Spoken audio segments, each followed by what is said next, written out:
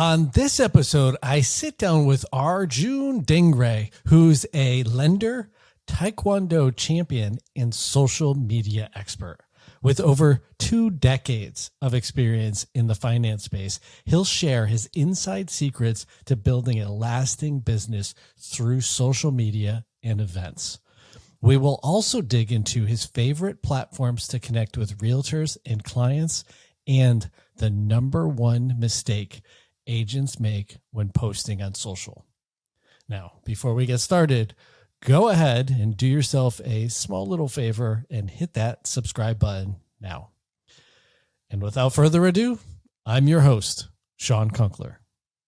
Arjun, thanks for sitting down with me today. I appreciate that. Anytime, brother. It's really good to see you, man. Yeah, man. We keep talking about, hey, we should get coffee. We should sync up. It's been like years, literally years. Literally. Yeah, since 2019. Dude, I know, like peak pandemic and all that insanity, but here we are. So this will be finally a great catch up. So really quick, who are you and what do you do? All right, man. So I am a certified mortgage advisor that's been in the Bay Area market for 17 years, but in the industry for 21. And I help people take very different and holistic approaches to getting mortgage financing and looking at it in the long term. I tell clients and people all the time, if you want a mortgage, you can just walk into a big bank or go online. But if you need an actual strategy of how you're going to manage this debt going forward and being really intentional with it and using it as a tool to grow wealth, then that's what I'm here for. So my biggest concern with, the overall landscape is the financial literacy gap that we have here in the U.S. And because money is not taught in school, it's rarely touched on in households. And it's something that I want to address because I want people to make smarter decisions around debt and using debt as a tool if they do so in the right way and what they do with their income, etc. So that's kind of my mission. And that definitely shows up. And that's why I wanted to sit down with you. Not all, but most people will just hit you over the head with the mortgage rates or the different programs and different things. And your social media takes a completely different approach to cracking that nut, which I really personally appreciate, because it's not just giving me the information about the market, but it's actually giving me more tools to have conversations with my clients and as a way to introduce you. Good. Well, I appreciate that, man. That means a lot coming from you, who's on the front lines of dealing with clients here in this market. So if I'm adding value that way, then I'm doing my job. So thank you for saying that. For sure. I mean, we're in obviously symbiotic businesses where I need you as much as you need me. And we both have to work together to get that deal done for the client. Yeah. I mean, good professionals in this market are what's going to outlast these challenging times. I don't even want to call them tough times. They're just challenging because everyone got really complacent and used to low rate environments and high demand and low inventory. And we have to just be honest. There wasn't any mortgage or house that didn't really sell itself. It didn't require much of you or me. I mean, we're facilitating deals, but in reality, the market was actually the secret sauce. It wasn't so much us. And now this kind of puts the spotlight on people when you get into markets like this with, are you good enough? Do you actually have something to offer, or are you replaceable? Or should I use a discount brokerage? Or should I go online to an e-lender? Right? Or do you have actual value that's measurable and you're going to help here? And that's where we're kind of seeing this separation and a lot of people phasing out, and, the good ones will stick, but it'll make us all better. And I think it'll make both industries, because as you said, they are symbiotic and synergistic, but it'll make the industry better as a whole. And of course, you made a great point earlier, is anybody can throw a stone and hit either a realtor or a lender. And so we now have to separate ourselves in a very different way. And you've seen some crazy, I mean, you were in the market all through 2008, and this is obviously nowhere near that. But if you can survive that, you can easily survive any of this that's being thrown at us, either the low inventory extreme or now the higher inventory and the slower pace of the market. Agreed. Yeah. In your learning and your experience of going through the 2008, what was the biggest thing you learned from that you were applying to the slower paced market of today? I think it's not being too heavily exposed to one asset class. That's the simple answer. In 08, because I got in the industry in 2001, So for 7 years leading up to '08, I was just investing in real estate because, like everyone at that time, nobody saw an end to it, man. It was just gangbusters. I mean, every month, month over month appreciation, month over month sales data was hitting new record highs, and it kept going. So we figured, you know what? We'll just keep all of our money, on the table here and let the guy rolling the dice keep rolling, because I don't think he's going to crap out. And that can develop, or create a real false sense of security, similar to the last market run up that we've had for the last several years. Low rate environment, low inventory, and it can give people a false sense of security. But I was very overly exposed and heavily exposed in real estate as an asset class, so that when the market adjusted, I didn't have a lot of liquidity to kind of ride out and make those real estate holdings float better and ride out through the tough times. I had to unload a lot of them, to get any sort of liquidity back just to survive. And in hindsight, and the learning lesson from it is, you never want to sell real estate, right? You buy assets and hold assets. And you sell real estate if you're looking to make more leverage plays and roll it. But if we're all in the long game, because if we follow what rich people do and what billionaires do, they buy and hold and watch their investments grow. They're not in the quick returns game, right? They're playing long. And you and I both know, because you're a great advisor on the real estate side, it's a long play. It's a lifetime's worth of exposure financially. So that is something, and in hindsight, I wish I could have done, because those properties, would have done so well in the run up of the last several years if I had held on to them. But it's how you learn. I was single at the time, not married. So you can kind of dance around the rim of a volcano, as I like to say. And, if you fall in, you fall in, but there's not other people counting on you. Now I'm in a different spot, right? So I had to learn from those things, being not overly exposed, keeping a good emergency reserve fund, because crazy times or tough times, hard times, catastrophic times are not a matter of if they're going to happen, they're a matter of when. Everything is cyclical. What goes up comes down. What goes down doesn't stay down. So we have to be prepared for that. So those were a few of the takeaways that I've applied, and that's why I don't feel so caught off guard by what's going on. These volcanoes are going to show up, and now it's just a matter of how deep is it and how wide is it. And if you just have some reserves for yourself or your business, you will survive it. Totally. Yeah. And I'm seeing, like, there are people who are unfortunately getting knocked out of the business, the realtors, and it's because they just don't have those reserves. That's right. Too many of us, both industries, because of the run up of the last market, we set a lifestyle that matched that run up. So when the run up stops and the lifestyle and the expenses associated with it, and the balance sheet is like, man, I still got to fork out all that money for that car lease and that expensive mortgage, or, and second home that I picked up in Tahoe because I was just balling and I wanted to have multiple properties or whatever. And now the income's not there. So you want to always live well below your means and have reserves, like you say, and then you'll be able to ride things out. And I think here in the Bay Area, where a lot of the people that you and I both interface with are actually located, we are in a fortunate place. Like, yes, there's tough times going on. We're seeing a lot of small businesses close. The service industry has been slammed, in the wake of COVID, restaurants, bars, small businesses just getting hurt. So there are tough times going on. But compared to the rest of the country, with the amount of capital that's here and the amount of resources in the way of labor, smart people, innovative people, entrepreneurs, this market will ride out much faster for places like the Bay Area than it will in other parts of the country that are being, really hurt by the downturn in the economy. And we haven't even seen what the full impact is as of yet. But I think, to your point, if people keep a healthy amount of reserves, maintain a good outlook, try and continue to get better at what it is you do, study up, get sharper, we'll ride everything out. It'll settle on its own. Yeah, I agree. I mean, run the business like a business. Yep. Yeah, it's pretty simple, right? Yeah, make it as predictable as possible and predict this insanity, and you could ride it out. But I think the other super important part is your mindset. Is keep learning and hang around, like listen to podcasts like this, or hang around with people who are feeding you and nurturing you and getting you information, even if it's just, I follow people just because it's a little bit of motivation.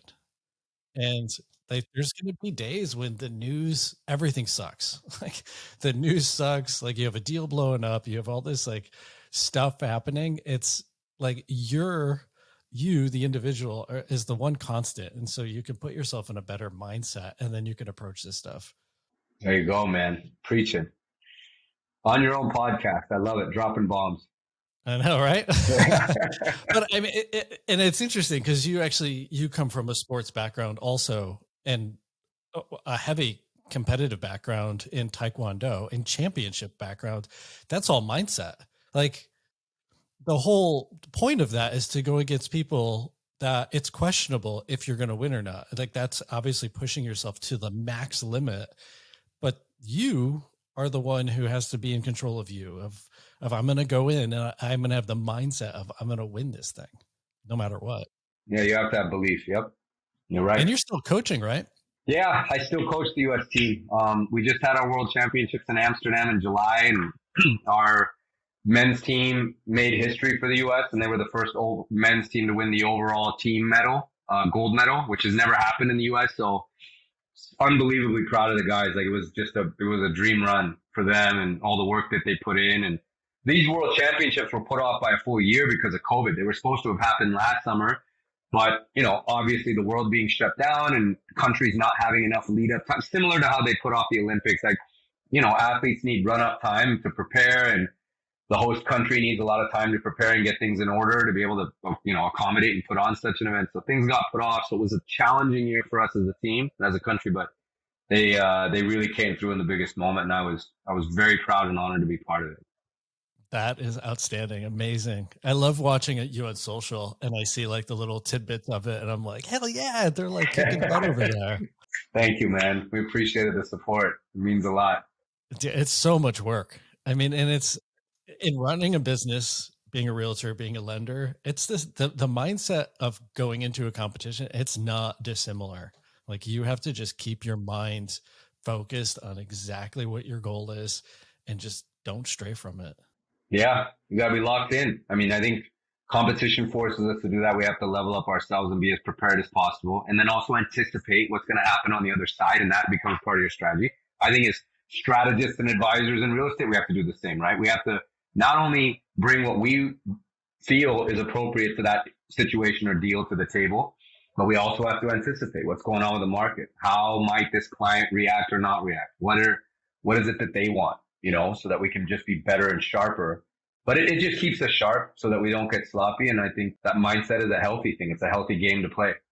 I think so. I mean, clearly you've been in this business for a large number of years and you've seen it all. And yeah, I mean, if you're saying that mindset is such a pivotal, important piece, there's truth. There's definitely, certainly truth to it. So we kind of touched on your social media, which is also an impressive amount of work that you've put into that. I was actually going through the other day, your social media and kind of scrolling through, and there was I think it was early 2019. You're sitting down with Gary Vee, which if you're a realtor listening to this and you don't know who Gary Vee is, Google him. You'll be blown away. But it's literally like a light switch on your Instagram page of meeting Gary Vee, and your Instagram page transforms after that point.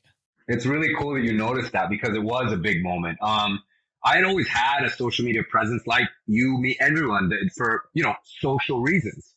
I had a big I had a Facebook group that was large in terms of friends and followers because that's how I kept in touch with my college buddies and high school buddies, and also all the Taekwondo international community, like all the competitors and coaches from other countries. That's how we stay connected.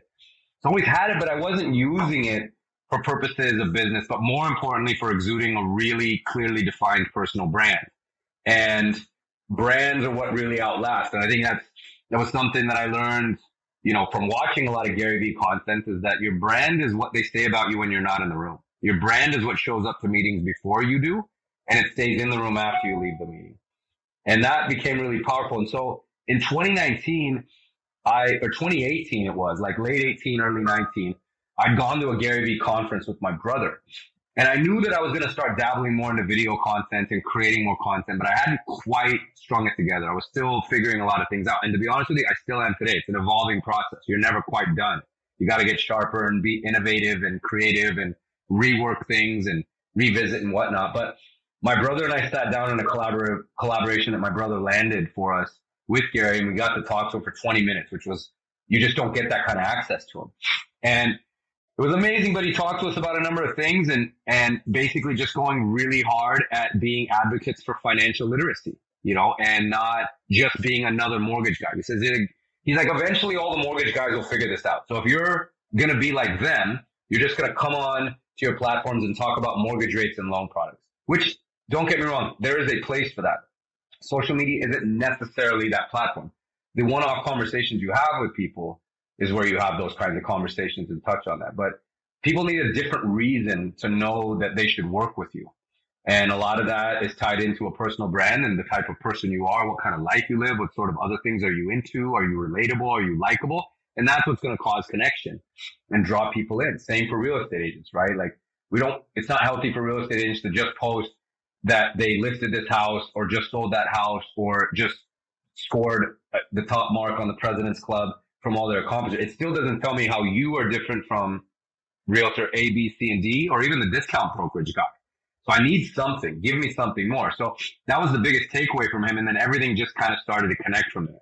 But I did waste a lot of time. And for I know a lot of people that follow your podcast, which is an excellent one, by the way, are members of the real estate community. And my biggest advice for them, which can save you 2 years in your content journey, I created a lot of content that I thought people wanted to hear about, that made me feel smart, that I felt comfortable talking about, which is fine. And that's totally natural, because whenever we create content or talk about things, we're going to do so in a way that makes us feel comfortable and feels natural to us. And we feel intelligent talking about. But it may not be, in most cases it's not, it may not be what the end user or the person on the other side of that phone wants to hear about. So you need to put on the eyes and the hat and the ears of the end user and ask yourself, what is it they want to hear about? What are they most afraid of? What are they concerned with? What are they confused by? And that will tell you exactly the kind of content you need to create. And for the first 2 years, I wasn't doing that. So I felt like the content was good. It was sharp. And I was investing a lot of time and resources into distributing and really pushing it, but it wouldn't connect in the way that was creating viral impact or massive impact. And then I made this switch. And then when I did that, everything really started to change. So if there's one bit of social media marketing advice I can give people, it's research topics and trends that people want to hear about, and then cater your content strategy to that. If people come into your restaurant raising their hand and wanting hamburgers, don't serve them burritos because you know how to cook burritos better. They're asking for hamburgers. Serve them hamburgers, give them what they want to hear about. So that was it. But yeah, that's where the switch happened, was with the meeting with Gary Vee. And it's been a process and a fun ride ever since. If anybody listening to this has an opportunity, I'll share the link so you can find Arjun's Instagram page. But it's literally a line in the sand. Like you're scrolling, and you're like, oh, there's Gary Vee. And you can see the brand shift. Like you can see immediately after that point, it's a brand. And you make such a phenomenal point, is really to listen genuinely to who your consumer is, who is the person who's going to be using or viewing your product or service, and give them what they want. Like it sounds so remedial and so basic, but my gosh, it's so true. And you see it.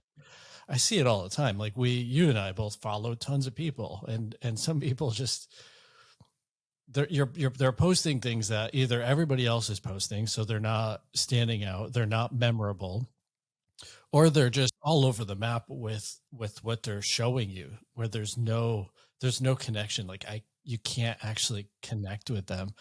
And we've known each other for a number of years. We worked out in the same gym for large handful of years. And I saw where you had, I don't know, a couple hundred, maybe 1,000 or so followers, and then like jumped to 10 to 20 to 30,000, 40,000. I think you're at, the last time I looked, it was like 80 something thousand. And I'm like, oh my God, that's amazing. Good job.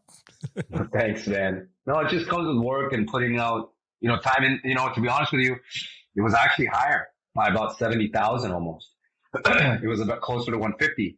And it's a little bit of an interesting story, and this is where sometimes people are like, well, should you try and always be politically correct about everything? Or should you be a little bit more bold and authentic? And my answer is, whatever bed you want to make, just know you're going to sleep in it. And I was very honest and very forward, not, always in the most positive ways, but I voiced a lot of my displeasure with how things were happening within the small business community and within our city during the pandemic, and how it was impacting real estate, how it was going to impact real estate, right? Like a lot of the things that you and I were kind of talking about offline that, the city's changed in some ways. And I know they're trying to get some things under control, but I didn't see a lot of it happening. So I would voice my opinion on it and not say anything disrespectful ever or even call out names or curse at elected officials. But I was just saying, like, look, this falls back on the city, and a city that doesn't support its small business community is not really a city, in my opinion, because the small business community is the backbone of every city.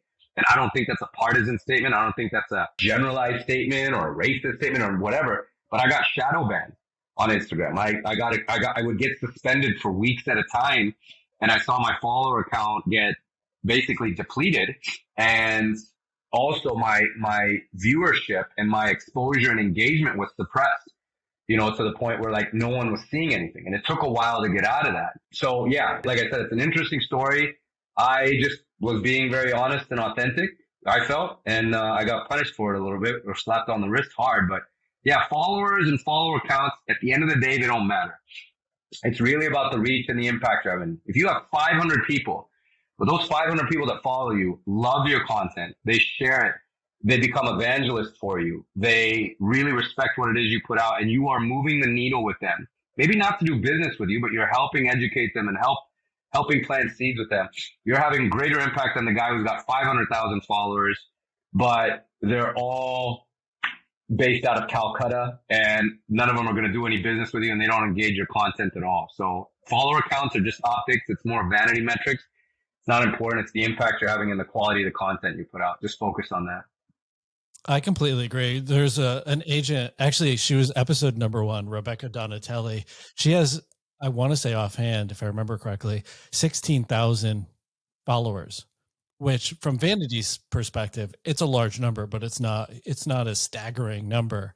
But she gets a bulk of her business just based on referrals. So that concentration of the 16 is incredibly high. Like those 16,000 people are actually raving fans, which to your point, that's way more important than having 52,000 people in Calcutta who are never going to refer a piece of business to you ever in their entire life or anybody's life. No, they're not even members of the target audience. And I'm not saying you can't have foreign followers or people in other countries, but these are people that eventually, you need to make some kind of connection with. And I'm not connecting with kids in Calcutta that are just following me because, I entered into some sort of drawing that was going to get me a bunch of new followers, because I wanted the vanity, I wanted the metrics to look good or the optics. So yeah, just be mindful of that. But yeah, to your point, that gal with 16,000 followers, but they are loyal followers and raving followers. Now, how many realtors or lenders would like to even say that they have a database of 16,000 people? If you said that, you were like, holy shit, this is incredible. Like, that's a lot of people. Well, she has 16,000 people that are raving fans of hers. Are they all clients? No. Could they be at some point? Yes, there's a possibility. And is she impacting these people on a weekly or daily or monthly basis? You better believe it. And that's the power and the beauty of all this stuff. Yeah. I mean, in real numbers there's 2.5 million realtors in the nation, in the US, and any one of those can know somebody moving to San Francisco at any moment, which then can either be a referral from me and a referral indirectly to you, or directly to you from somebody who wants to refi or buy a piece of property here. So, and if you do that math, that's only 2.5 million.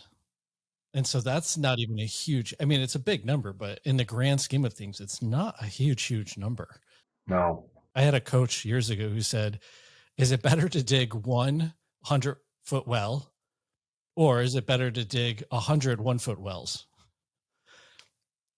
I mean, the answer is like pretty simple. So it's like, find that one thing and just do a ton of it. And I think even just having as simple as a database is crucial. Mm-hmm. Absolutely. It is, man.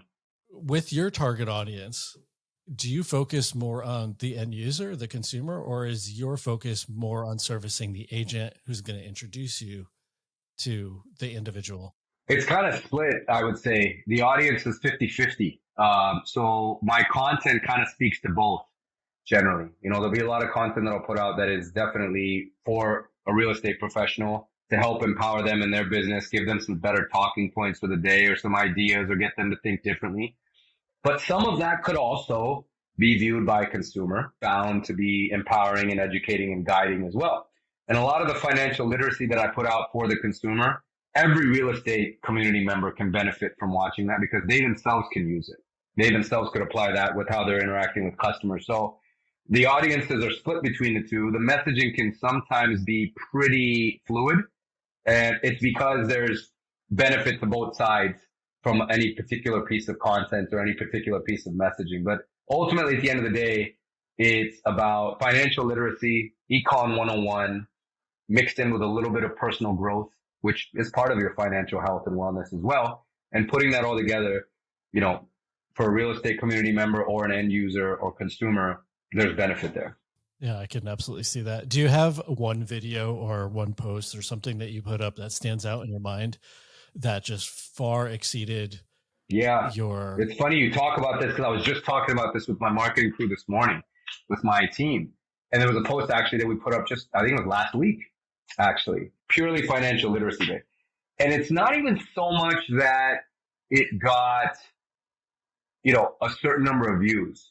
The view count on it was, I think it's approaching like 13,000 views as a reel.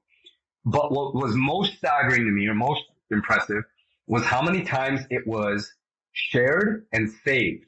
It was shared by over 150 people or close to 150 people. 150 people took my content and not only, you know, watched it or consumed it, they actually felt the need to push the forward button and sent it to somebody else, which that tells me that they saw immense value in it. It wasn't like, oh, that was good, that was entertaining, or that caught my eye for a few minutes, but I'm on to the next thing, because you and I both know everyone's attention spans are so short and the platforms are so crowded with content. But they thought enough to actually forward it. And nearly 100 people saved it, meaning they want to revisit it, or like they wanted to save it to their actual phones or their devices. And that to me showed like that's a metric that is far more measurable and impactful and carries weight than necessarily how many people watched it, which was more of how many people did something with this piece of content rather than just consume it. Because you can get views, and sometimes the algorithm is really inexplainable. Like sometimes you could have a piece of content that could go on, it's just going to get pushed, and it just gets so many views because it happens to hit the right streak, and it just keeps going, and it could get tens of thousands of views, sometimes 100,000 plus views, but it may not even be anything special. And then you could have something that's an amazing piece of content that gets hardly any views, but for whatever reason, the views it did get, people were doing stuff with it. So that was a piece of content that definitely had impact just beyond viewership. And I think it makes such a great point is to not just look at the vanity numbers, which they're like, oh, how many views do I have? Or how many can I get? But to your point, having somebody save something, that's an important data point, because that means they're going to go back to it, or that thing is actually a concern to them, or it's something that's important to them and important enough for them to literally save it for a future use or pass it to somebody else. Yes. And it's funny, even with the different posts and social things and emails and all this interesting stuff, it's every once in a while, you just have this one wild card. You think you know your audience, you think you're creating things that they want, and then they show you that this new thing, and you're like, oh my goodness, that's important to them. I had one newsletter, and I don't remember mine either, but this one newsletter, it was an email newsletter, and it's the same template that we use every time and the similar format for the subject line. There's a pattern to it, but this one newsletter had double everything, double readership, double clicks, double everything. But it's like, who knows why sometimes it's like lightning in a bottle. They just show up. And I found the post, by the way. It was rates do not matter, because I preach this a lot, because everyone is consumed with and so concerned with interest rates. And is interest rate really the thing that's driving the market? And on the surface, yes, it is, that it's slowed demand. But then when rates take a little bit of a dip, it doesn't get necessarily a bunch of people back into the pool. And the point I was trying to make is that in the grand scheme of things, nobody ever holds a rate long enough to ever realize that it was a good one or a bad one, right? Like rates are just short term, and most people in the US get out of their rates every 1 to 3 years. They don't ever hold it long enough. So to be so fixated on it to the point where it's driving your decisions and and causing you to potentially miss out on an amazing opportunity, an amazing property or great incentives or a reduced price is foolish. And so that's the piece that I put out, but it's for whatever reason, it just connected well, but it seemed to have made impact. And yeah, again, what, as you mentioned, like that's the thing that we need to be more focused on. Are we helping people? Are we leaving them with something to where they want to remember us? Or did we help change something in their mind or help them get a little sharper, a little more educated? And if we did, then we're doing our job, and the business and the other things will take care of themselves later. Yeah, they absolutely do. And it's a bit hard right now because you can't swim upstream either. There's a narrative that all the major news outlets are sharing. And so if you're trying to aggressively sell, like, and I do that with like air quotes, and as an agent, we're trying to get people to reframe it and think about it differently. And now's the best time to buy. And here's all the reasons. If you swim a little bit too aggressively up the current, you're going to turn off those potential clients. So there's definitely a dance to it. There is. I think it's more about just informing and telling rather than selling. And that's the delicacy that or the delicate line that you just drew there, Shawn, is like, we're telling, we sometimes get caught up in, okay, we need to dispel these myths, clarify it, translate it better, and then sell on the back end of it. But if you just drop that last bit and just clarify, inform, translate, here's what the data really means, here's what's really going on, and just forget about selling. Stop closing every piece of content or email with, call me back for all your real estate needs. Or if you want to buy, as if they're suddenly supposed to change their mind after reading your sentence or watching your piece of content. Like, it's an evolution. It's a process. So just be part of that process where you're just giving them something like, hey, this data report came out today, right? Like the jobs report came out today, and it showed, this is a classic example. The jobs report came out today. It showed that there was slightly stronger than expected job growth, which normally is terrible for mortgage rates. So mortgage rates will normally basically start spiking based on good economic data, because mortgage rates like it when things are a little bit chaotic, right? Mortgage rates like bad news. But what happened? The opposite ended up happening. So what was the reason? And it was because a lot of that data was actually caught up in part-time jobs. That's what happens in December. It's seasonal work. So it's not necessarily, basically it's saying that the mortgage market figured out and was smarter than the number that came out and said, wait a second, that's not really a real number. Let's wait until next month, because a lot of those jobs were temporary and have probably been eliminated now heading into January and Q1. So maybe the job growth is not as strong. And that's why mortgage rates actually are doing better today in the wake of a very good jobs report, which is normally never happens. So I'll clarify and just say that. But I'm not telling people, hey, because rates are lower, get yourself back in the market and get out there and do it. No, I don't want to sell anything. People are intelligent enough, right? If they can be easily scared by the media, we can also just as easily help clarify and speak from a position of strength and authority and leave it at that. Just leave it at that. And people are smart enough to kind of come around when they're ready or they feel like they want to have a conversation. It's true. I mean, at the end of the day, it matters who says it. And so if you're presenting the data and then the person, the recipient, me, I'm watching your content, I internalize your data. I put my own definition on it, and then I will make the move when I'm ready. And then virtue of you being that beacon out there, when I'm ready to make a move, I think, okay, who do I know who does this thing? And then they get the call first. From social media, the social media perspective, I think that's such an important thing. And I would say it's an early sales piece, a person mistake is to always be closing, because you wind up just burning out all your leads, and people don't want to follow you. I mean, if you're only posting the same thing over and over and over, people will stop following it because they don't want to be a part of it. Or if you're going upstream all the time of now's the best time to buy, like no matter what the market's in, the market's tanking, now's the best time to buy, inventory's low, now's the best time to buy. The trust factor vanishes too. I think that's what gives rise to disruption, right? Like a lot of people, and you remember these days, like 5, 6, 7 years ago, right? When discount brokerages were really taking off. Well, everyone was getting mad, and lenders were doing the same thing with all the e-lenders and the Quickens and the Rocket Mortgages and these basically fintech companies that are coming in and replacing us. but they're like offering a better solution. So people would get mad and say, screw these guys. And, you shouldn't want to deal with a discount broker. You shouldn't want to deal with an e-lender. But if you stop and say, well, wait a second, why is this happening in the first place? Clearly, there were enough consumers. So the market data was showing that people are thoroughly dissatisfied with the process. They feel that they're being sold to. They feel that everyone's a cheap salesman that's trying to shove data and transactions down their throats rather than being actual informants. Entrepreneurs and money on the sidelines see that, and they're like, well, we could find a better way. We could fill that gap. Consumers are unhappy. They're distrustful of the process.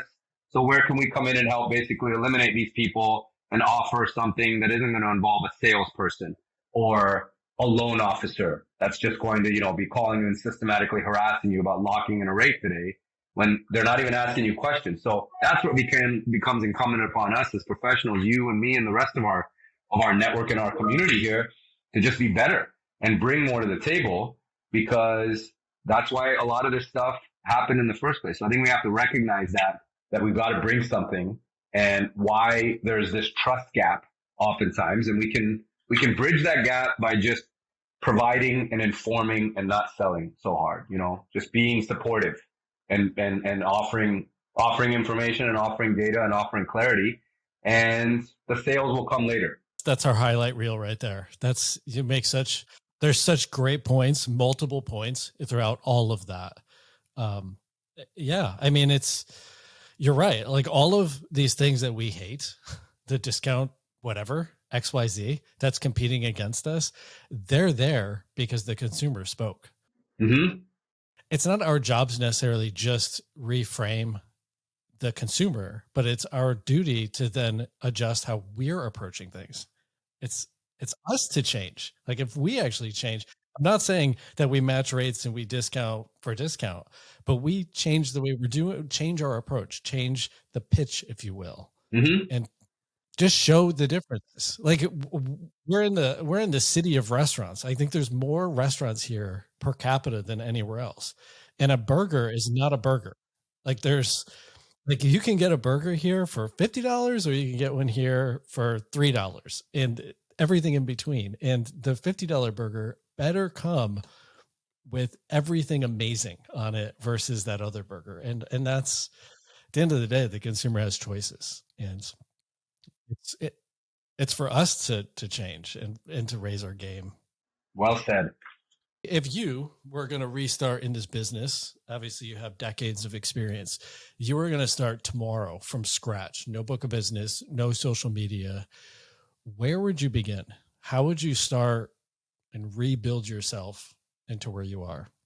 The first thing I would do is get myself as educated on money as possible, because I'm in the business of selling money and selling strategies. So I better know a lot about them.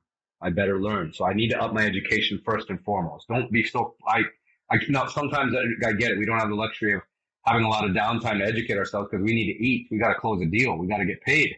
But assuming that wasn't the forefront issue or the most pressing thing, my first thing that I would do in getting started tomorrow is just getting as educated as possible. And everyone has access to the biggest and most cost-effective university there is, and it's YouTube. There's all kinds of resources on there. If you just spend the time and search, and you can get really drawn into it, but you can get pretty financially literate to where you're dangerous in a good way by watching YouTube videos and guiding yourself and following the right key influential people. So I would get as educated as possible. I would network my tail off using social media. Starting from zero, I would just do it. I would just go right back in and connect with as many real estate professionals, industry professionals, insurance agents, people that fall within the community where there's a lot of synergy between us, and connect with these people so that they know who I am. I know who they are. We're on each other's map or radar, and start creating connection and creating relationship and creating community that way. When I first moved to the city, I would pick up the homes and land magazines in the grocery stores that had all the listings in them. That was how I went after realtors. I would take it home or take it to my office, and I would scroll through, and it always had the realtor's listing, their photo, which were those terrible photos that everyone would have to get. I don't know what company was in charge of doing this for all the real estate agents. The glamour shots, that like it almost had like sparkles in it. It was terrible. I gotta find one of these. I'm sure I've got it in storage somewhere. And then it would have their contact information and their email. So I would send email to every single agent in the book. There'd be 100 pages. I would send 100 emails. I wouldn't stop until I was done. It was like a project. I had to send one to every single one. Hey, loved your listing. That was really cool. Tell me a little bit more about this house. By the way, I'm a lender. I'd love to connect sometime. Out of the 100, I'd send maybe 2 replies would come back. And that's how I would create connection. And then from there, I'd, schedule 2 meetings, 2 coffees, 2 office visits. One would always cancel because that's what you do. You guys know it. You're a realtor. You just dismiss lenders sometimes. If you don't want to deal with it, like, I can't talk to this guy today. So, or they'd stand me up. And it was a really hard process, but that's all I knew. Now knowing that social media can leverage that in a fraction of the time, I could digitally door knock 100 agents and it wouldn't take me the entire, week to get through that entire magazine and get every email sent out. I could do that in an hour. I could do that in 2 hours. Commenting, liking, engaging, dropping a quick line. Hey, what's up, Shawn? Like, that took me seconds to type. Move on to the next guy. Move on to the next one. I can create connection. It's the same thing. So I would use technology to leverage and scale relationship and build community. And I would get myself as educated as possible and financially literate because I have to be, if I'm going to offer strategy, it would be different from everybody else that's in my game. So those would be the 2 things I'd do if I was starting from scratch tomorrow. I love that. Those are so good. In the social media, I love how the social media just went right to the top. Yeah, you make such great points. Like on social media, from the luxury of your couch, you can make hundreds of connections that'll turn into actual business instantly. People underestimate that a lot, the power of it. You've got these devices and people are glued to them. So, you got to be in them. You have to be out front. Of all the different social platforms, what's the one that you're currently using? And then what's the one that you think maybe the industry is going to trend towards? The one that I'm definitely on the most is clearly Instagram. However, I believe, and I know to be true, that TikTok is where a lot of people need to be spending a lot of time and attention in creating content and reaching because it's such a immensely widely used platform right now. There's so many eyeballs on it and there's so much consumption of content on there. And it's easier because it doesn't have to be as formalized or buttoned up as, say, content for LinkedIn. But TikTok and the other is YouTube. YouTube is where I'll be putting a lot of focus this year. I'm making a lot of the revamp because YouTube is a channel, a TV channel, if you will. And creating a very good channel, creating a very good page with good, informative, long content. And then YouTube is offering short form content distribution as well and exposure through YouTube Shorts. So really leveraging that. But YouTube and TikTok are definitely where it's at going for. And that's not me. That's a Gary Vee quote. He said it at a conference that my brother hosted him at, and he was the keynote just in July. And he said, TikTok and YouTube. That's where I'm doubling down and putting all my effort in. He said Instagram used to be up here. It's actually at the bottom. And a lot of that is Instagram's algorithmic changes, the fact that it's a crowded platform and that it's kind of going through some different iterations. It's not to say that you should ignore it. I think you want to have a little bit of a presence on all of them. But if I was somebody that's kind of dabbling now or figuring out where do I want to focus a lot, spend time on a little bit on all of them, but put most of your focus onto YouTube, having a strong YouTube presence and channel, and TikTok. It's interesting in this conversation that I've now had with multiple agents over weeks is Instagram is number one. But what I personally don't like about Instagram is they keep changing the algorithm, which makes it painful. But it's not searchable. It is, but it's not. You said it earlier. If you were to re-enter into this business, you would go after education. And the first place you would go is YouTube University. How-to is the number one searched thing on YouTube.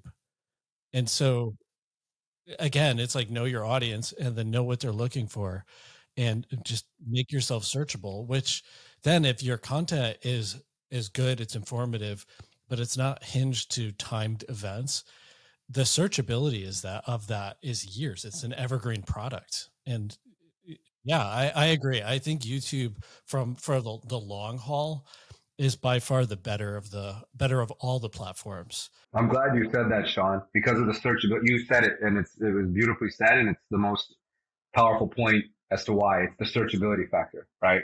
It's a search engine. YouTube is going to be the top search engine if it's not already. It's where people go to search for something because you get the answer in video form, which is far more engaging and entertaining and easier to consume than reading a long article or getting connected to a Wikipedia link, right, off Google. So yeah, you hit the nail on the head.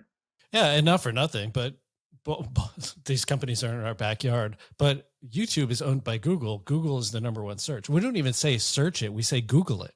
Yeah, right. That's how powerful it is. And obviously, if you search on Google, it's linked to YouTube. So I don't, in my opinion, I think that's where, if I were to, that's where I am pushing. That's where this podcast, it's going to live on all the podcast platforms, but it's also going to be and does live on YouTube and all the YouTube channels. And because of the searchability. Mm-hmm.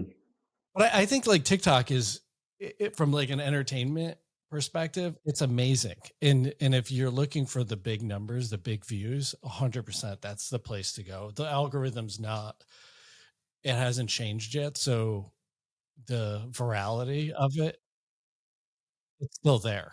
And it's probably going to keep that for a while. And then once that changes, of course, there's going to be another thing that comes in and replaces it and builds it. But I would also touch on that. I know, because I know you personally, that only doing media and hiding behind a screen isn't what you do either. You host really amazing in-person events. I know you recently held one that happened to be timed. I'm so upset about it, on the same day of my stepson's birthday. And so I was like, family first. Yeah, so of course. I would have thought otherwise of you, Shawn, if you'd shown up on your stepson's birthday. So you made the right call, man. But yeah, you packed in a room full of top performing agents in the whole Bay Area and beyond, and got to sit with Ryan Serhant, which I'm excited to just hear. Obviously, I wasn't there, so I'm feeling left out. I'm feeling a little FOMO. What was when you were there in the experience? What was like the big takeaway? I mean, it was surreal. There was a moment when I was sitting up with him on stage during the Q&A, and we were doing it together with the audience. And I just kind of took a look around, and he's just sitting right here next to me. And I was looking, and I was like, Jesus, this happened. Like, this was a dream and a vision that I had maybe 6 to 8 months prior, when I got, during the pandemic, I got consumed and really entrenched in all this content and had read his books and just found him to be so entertaining. And I really got into his vlogs on YouTube. And then I started doing a little bit more vlogging because I liked it. And it brought about a different approach to our business, right? Instead of sitting behind the desk and dealing with people yelling and screaming and fixating on mortgage products and rates, it was about talking about other stuff that was either more lifestyle centered or taking that same mundane task, but, talking about it in the real world or in a different context. So I got into that, and then I thought, man, it would be incredible to have this guy out for an event. So I went out to an event that he was speaking at, and I just walked into the green room area right before he was about to speak, just to take a chance to see if I could catch him. And he was standing there, and he walked right up to me because he thought I was somebody else, which was a fortunate mistake, very fortunate one. Shook my hand. We started talking for like 5 minutes before. He quickly realized that I'm not the person that he thought I was, but he was still so nice and genuine. And we shared some personal stuff, and then he went and spoke on stage. And then after, I went back there to say bye to him because he was leaving, and he shook my hand and he said, I'm sorry we didn't get a chance to talk more, but I'd love to come out and do something with you. Get in touch with my team and let's figure it out. And so I reached out to his team. It was a long process. I followed him to a few other events that he was speaking at, some of which I spoke at in the days earlier on panel discussions and things. So I was going to be there anyways, but he happened to be the keynote that was happening on the final day. So I'd stick around, and then I'd catch him. And then his team was fantastic to work with because Ryan is a very accessible guy. I didn't do anything that's special or like land something. I mean, it takes a lot of effort, and obviously it's a financial investment to bring him out, but it was just, about connecting and following through with a guy that actually wants to serve the real estate community. And I just thought, given the times we're in and the market doing its shifting and dancing on us right now, and people were scared. I mean, you saw it, like the industry froze a bit. Like it just got caught with a left hook that it was not ready for, even though there was some writings on the wall. But when these things happen, like it always catches you by surprise, no matter how much you may have been talking about it or hearing about it. And so everyone was freezing, but I was thinking to myself, because of 2008 and all the other frames of reference and these short market shifts that have happened before and after that this isn't that bad. This is nothing actually compared to that, but it's a mindset thing. And Ryan was one of the few people, if any, that had a platform to speak from that was talking about that. Like, it's all about your mindset. don't freeze. You got to run at this thing. You got to bet on yourself. You got to double down on things that have worked and just get better. So I thought, who better to bring out than this guy? Because this really speaks to the times. And it wasn't a real estate conference or a class. It was meant to be, a charge, kick in the ass to get people into gear. And it turned out to be that. Obviously it was for the mid and top tier agents, which is why, of course, you were invited. But I know you wanted to be there, brother, but you made the right call being with your family, and you'll definitely get to see the replays of it soon, as well as everyone else who didn't have a chance to make it. But I wanted those people there because I felt like these are the people that will be impacted the most. The guy who just came into this business during COVID, that has seen no market cycle, really hasn't endured struggle and is now freezing. This may or may not be for them, but I do know it's for people that have been in the industry a few years or longer, or long-term vets that have seen several market shifts. So it was a huge hit that way. I feel like everybody was impacted in a very positive way. It was motivating. It helped shift people's thinking. And that's what I'm really big on. I'm really big on collaboration because, again, I know that there's a race. I recognize there's a race to the consumer between you, me, and all of us soldiers that are in the real estate community space and fintech. Fintech's backed by billions of dollars, right? What do we have? We've got resources, we've got company names, but we have personal brands that we can control. And we have these devices that we can reach people through. And if we do it and we do it better, then we can outlast this kind of competition.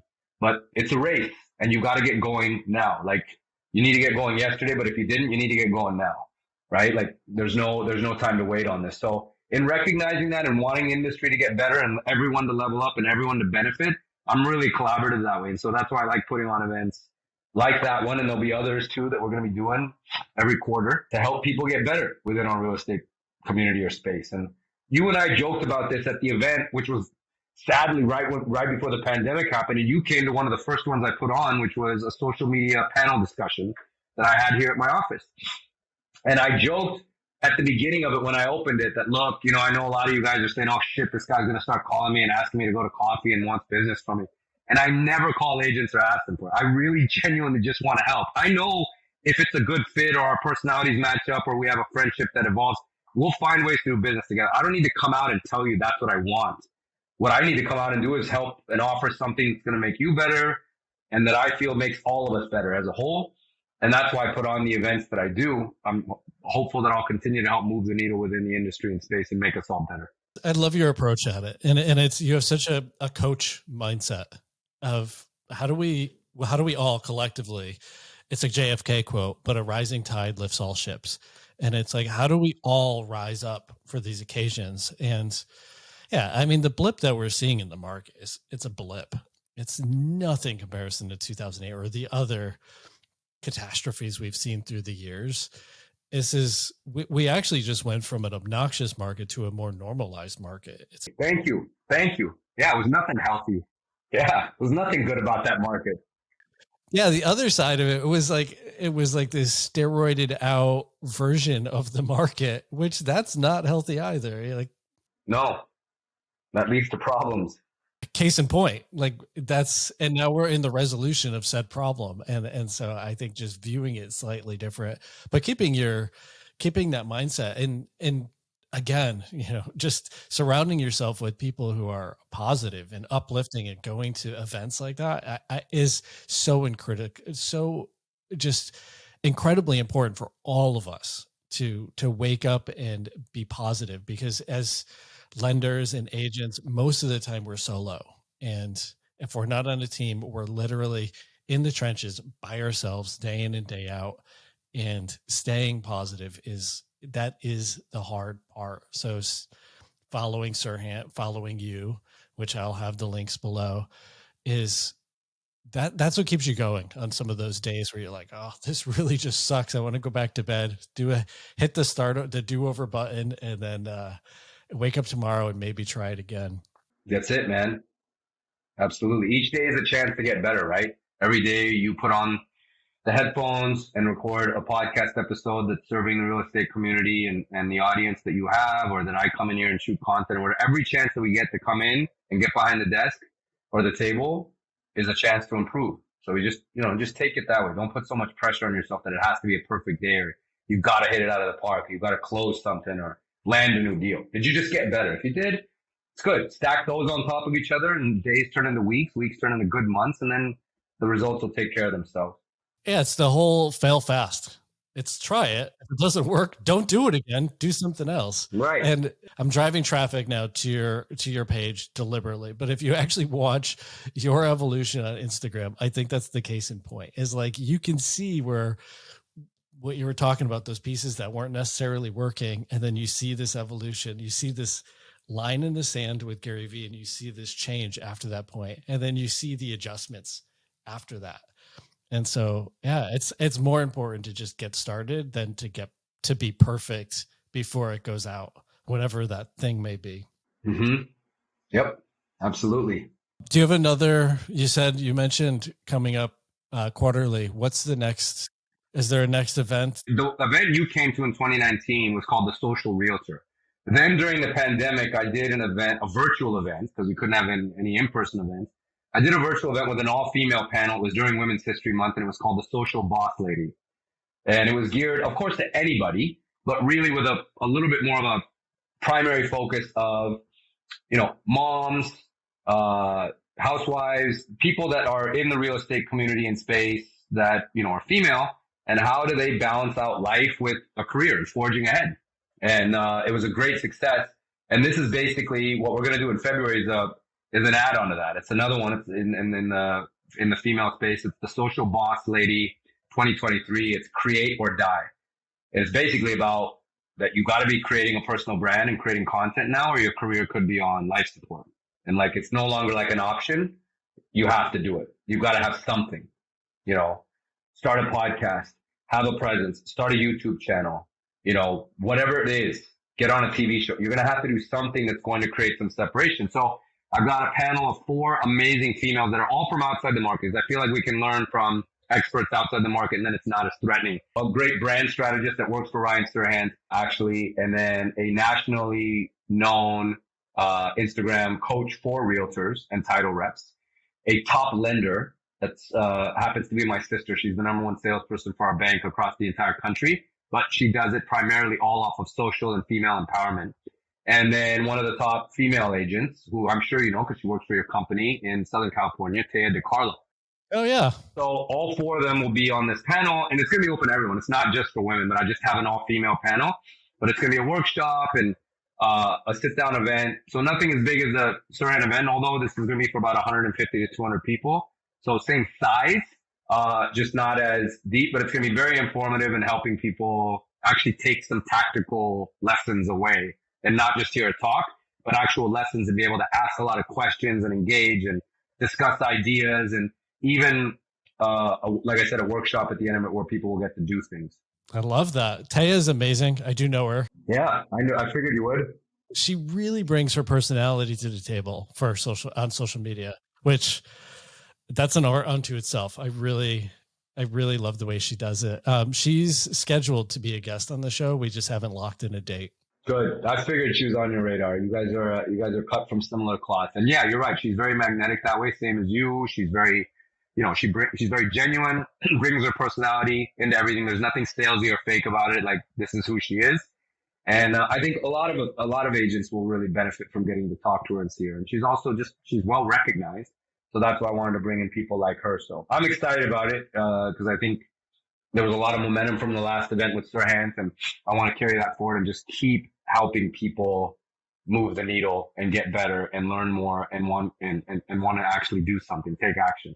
Yeah. And again, the thing that I appreciate is at the end of it, there's no sales pitch. You don't sit there and say, buy this, do this, opt in here. There's none of that. And it's just a genuine, like, here you go. Here's something to help you grow, and take it if you want it. If you don't. Yep.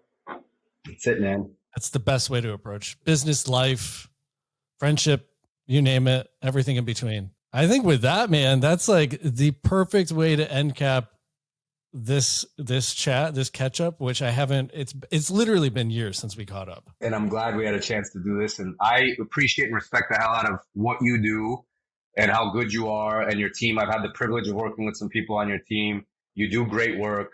It's very client forward. It's very client facing. You do put the consumer first. I know that might sound cheesy or a bit cliche to some people, but it's true. You do it. you walk the walk that way and you serve the community, man. I mean, this podcast is a great resource. So I'll encourage everyone I know to check it out. And if you're listening to this, stay subscribed to it, because Shawn is not only a great dude, but a fantastic professional. And I think you're going to be hearing amazing stuff from him and his guests in the future too. You're hired. We're going to take that clip and do it, man. Sorry, guys. Jokes out. I'm leaving lending. I'm actually going to be his marketing director, helping him run his podcast. The secret's out, man. I'm done with mortgages, but yeah. But thank you, Shawn, for all you do, man. Seriously, I appreciate you, brother. Oh, thank you.